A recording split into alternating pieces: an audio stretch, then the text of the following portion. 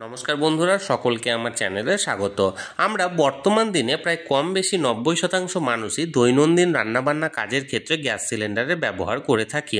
কিন্তু এই gas cylinder ব্যবহারের সময় আমরা না জেনেই এমন কিছু ছোটোখাটো ভুল করে থাকি যে ছোটোখাটো ভুলগুলি আমাদের জীবনে বড়সড় বিপদের কারণ হয়ে উঠতে পারে। এমনকি এই ভুলগুলি এতটাই বড়সড় হতে পারে যে তাই থেকে জীবনহানি বা প্রাণহানি পর্যন্ত ঘটতে পারে। আজকের ভিডিওতে আমরা গ্যাস সিলিন্ডার ব্যবহারের সময় কোন কোন সতর্কতাগুলি অবশ্যই অবলম্বন করব সেই ব্যাপারে বিস্তারিতভাবে আলোচনা করব। এই সকল সতর্কতাগুলি যদি আমরা অবলম্বন করে থাকি তাহলে আমাদের গ্যাস থেকে বা গ্যাস সিলিন্ডার থেকে কোনো রকম বিপদ হওয়ার সম্ভাবনা নেই বললেই চলবে। এই ভিডিওটি যদি ভালো লেগে থাকে অবশ্যই একটি লাইক করবেন এবং সকলের সঙ্গে শেয়ার করবেন। আর সেই সাথে এই চ্যানেলে যদি প্রথমবার হয়ে থাকেন এই রকমের ইনফরমেটিভ ভিডিও আরও দেখার জন্য যারা এখনও পর্যন্ত এই চ্যানেলটিকে সাবস্ক্রাইব করেননি তারা অবশ্যই চ্যানেলটিকে সাবস্ক্রাইব করে নিতে ভুলবেন না। তাহলে চলুন গ্যাস সিলিন্ডার ব্যবহারের ক্ষেত্রে আমরা কোন কোন সতর্কতাগুলি অবলম্বন করব সেই ব্যাপারে আমরা বিস্তারিত জেনে নিই। সাম্প্রতিক একটি রিপোর্টের ফলে জানা গেছে বর্তমান দিনে যে সমস্ত অগ্নিকাণ্ড বা অ্যাক্সিডেন্টগুলি ঘটে থাকে তার প্রায় শতকরা 50% গ্যাস লিকেজ বা সিলিন্ডার ব্লাস্টের ফলে ঘটে থাকে। তাই এই গ্যাস সিলিন্ডার লিকেজের বিষয়টিকে কখনোই হালকাভাবে নেওয়া উচিত নয়। আমরা দৈনন্দিন জীবনে গ্যাস ব্যবহারের ক্ষেত্রে আমাদেরকে কিছু সতর্কতা অবশ্যই অবলম্বন করতে হয়, যার ফলে আমরা নিজেদের জীবনের পাশাপাশি পরিবারের সকলের জীবনকে বিপদমুক্ত রাখতে পারবো। তাহলে চলুন এক নজরে জেনে নেওয়া যাক যে আমরা গ্যাস সিলিন্ডার ব্যবহারের ক্ষেত্রে কোন কোন সতর্কতাগুলি অবশ্যই অবলম্বন করব যাতে করে আমরা বিপদমুক্ত থাকতে পারি। সর্বপ্রথমে আমাদেরকে যে সতর্কতাটা অবলম্বন করতে হবে সেটা হলো সিলিন্ডারটাকে সবসময় সোজা করে রাখতে হবে। দেখুন আমি এখানে একটা স্ক্রিন শেয়ার করেছি, এখানে একটা ছবি আছে, যেটা আপনার প্রথম যে ছবিটা সেটা হলো সিলিন্ডারটাকে দেখুন সোজা করে রাখা আছে। অনেকেই করেন কি গ্যাস শেষের দিকে অর্থাৎ সিলিন্ডার যখন শেষ হয় তখন সিলিন্ডারটিকে উল্টে দেন বা উবুর করে ফেলে দেন, যেটা সবসময়ই বিপদ বয়ে আনে। কারণ সিলিন্ডারটিকে সবসময় সোজা করে রাখা উচিত যাতে করে এই যে বিষয়টি অর্থাৎ গ্যাসটা লিকেজ হওয়ার সম্ভাবনাটা একদমই কমে যায়। দ্বিতীয় যে সতর্কতাটা অবলম্বন করতে হয়, দেখুন পাশের সেকেন্ড যে ছবিটা আছে সেখানে হচ্ছে রান্নার ওভেন যেন সবসময় সিলিন্ডার থেকে ওপরে থাকে। আমরা অনেকেই এমন করে থাকি যে ওভেনটাকে কোনো টেবিল বা কোনো স্ল্যাবের উপরে না রেখে মাটিতে বা মেঝেতে রাখি। এক্ষেত্রে সিলিন্ডারটা উঁচু হয়ে থাকে এবং সিলিন্ডার থেকে রেগুলেটরের মাধ্যমে যে পাইপ দিয়ে যে গ্যাসটা আসে সেটা নিচের দিকে চলে আসে এবং সিলিন্ডার মানে ওভেনের মাধ্যমে প্রবেশ করে। এটা সম্পূর্ণ ভুল প্রসেস। এর ফলে অনেক ক্ষেত্রে আমাদের গ্যাস সিলিন্ডার ব্লাস্ট হওয়ার সম্ভাবনা থাকে। তাই সর্বদা গ্যাস ওভেন থেকে অর্থাৎ গ্যাস ওভেনের নজেল থেকে অন্ততপক্ষে 6 ইঞ্চি ওপরে গ্যাসের ওভেনটিকে রাখা উচিত যাতে করে আমাদের এই রকমের বিপদগুলিকে এড়ানো যেতে পারে। 3 নম্বর যে সতর্কতাটা আমাদেরকে অবলম্বন করতে হবে সেটা দেখুন সিলিন্ডার রাখতে হবে রান্নার স্ল্যাবের থেকে একটু দূরে। এক্ষেত্রে মিনিমাম 1 মিটার অর্থাৎ 3 ফুট বা 3.5 ফুট পর্যন্ত আমরা দূরত্বটাকে অবশ্যই মেনটেন করব। অর্থাৎ সিলিন্ডার এবং ওভেনের মাঝের যে দূরত্বটা সেটা 3 ফুট থেকে 3.5 ফুট রাখলে সব থেকে বেশি ভালো হয়। কারণ যে পাইপটা সেটা এইরকমই প্রায় 2 মিটারের পাইপ দেওয়া থাকে। তাই এই রকমের যদি আমরা অন্ততপক্ষে 1 মিটারের আমরা ডিস্টেন্সটা বজায় রাখি তাহলে অনেক ক্ষেত্রে আমরা গ্যাসের যে বিপদটা অর্থাৎ গ্যাস সিলিন্ডার ব্লাস্ট হয়ে যে বিপদটা ঘটে সেটা থেকে আমরা বিপদমুক্ত থাকতে পারবো। এরপর চতুর্থ যে সতর্কতাটা আমরা অবলম্বন করব সেটা হলো সিলিন্ডারের রেগুলেটর অন করার পর বার্নারের নব অল্প ঘুরিয়ে ওভেন জ্বালানো।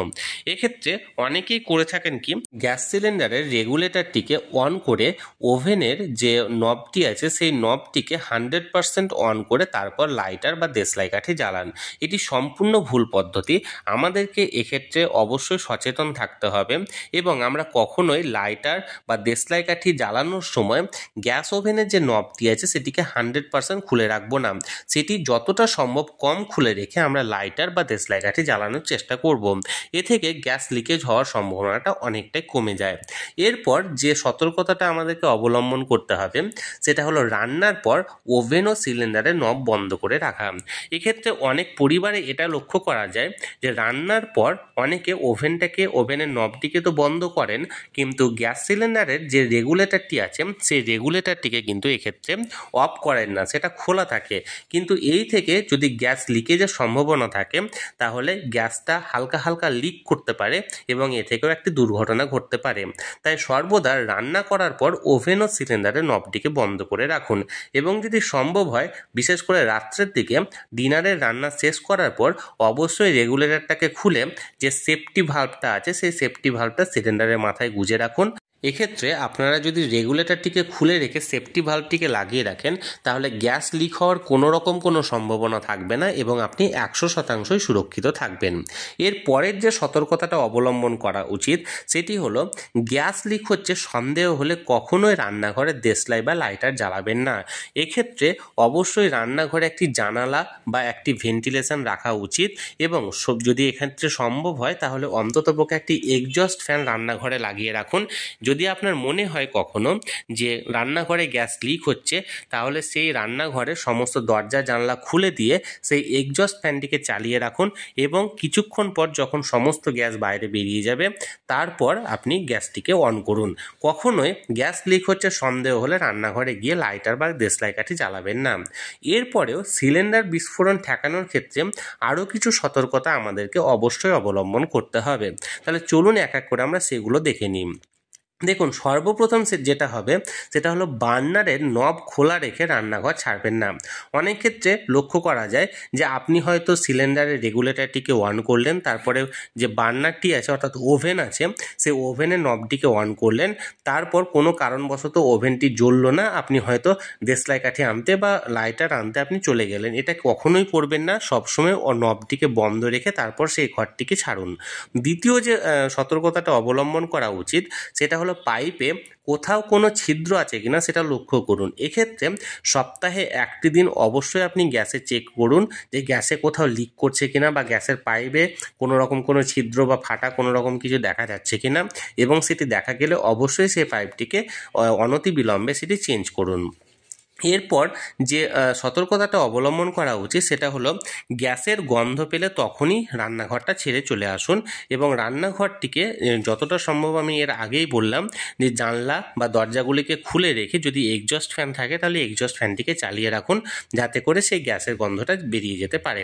এরপর দেখুন, এর পরের যে সতর্কতাটা রাখা উচিত সেটা হচ্ছে সিলিন্ডারের পাইপ গরম বার্নারের দূরত্বে রাখুন। অর্থাৎ আপনার সিলিন্ডার থেকে যে পাইপটা যাচ্ছে সেটি ওভেন থেকে যতটা সম্ভব দূরে রাখার চেষ্টা করুন যাতে করে ওভেনে যে গ্যাসটি জ্বলছে বা আগুনটি জ্বলছে সেটা থেকে আপনার পাইপটা হিট হওয়ার সম্ভাবনা না থাকে। এরকম একটা সতর্কতাটা আপনি মেনটেন করুন। এরপর যে সতর্কতাটা অবলম্বন করবেন সেটা হলো গ্যাসের পাইপের গা কোনো কাপড় বা প্লাস্টিকের মুড়ে দেবেন না। অর্থাৎ অনেকেই লক্ষ্য করেন যে কোনো কাপড়ের সাহায্যে বা কোনো প্লাস্টিকের সাহায্যে পাইপটিকে জুড়ে রাখেন, হয়তো মনে করেন এতে গ্যাস লিকটা ঠেকাবেন বা গ্যাসের পাইপটা নষ্ট হবে না। এটা কিন্তু সম্পূর্ণ ভুল পদ্ধতি, এটা কখনোই করা উচিত নয়। এরপর দেখুন, সাবান বা জল দিয়ে কখনোই পাইপ পরিষ্কার করবেন না। এমন অনেকেই আছেন যারা গ্যাসের পাইপ নোংরা হয়ে গেলে সেই পাইপটিকে পরিষ্কার করার জন্য সাবান বা জল দিয়ে পরিষ্কার করেন। এক্ষেত্রে এটা কখনোই করা উচিত নয়।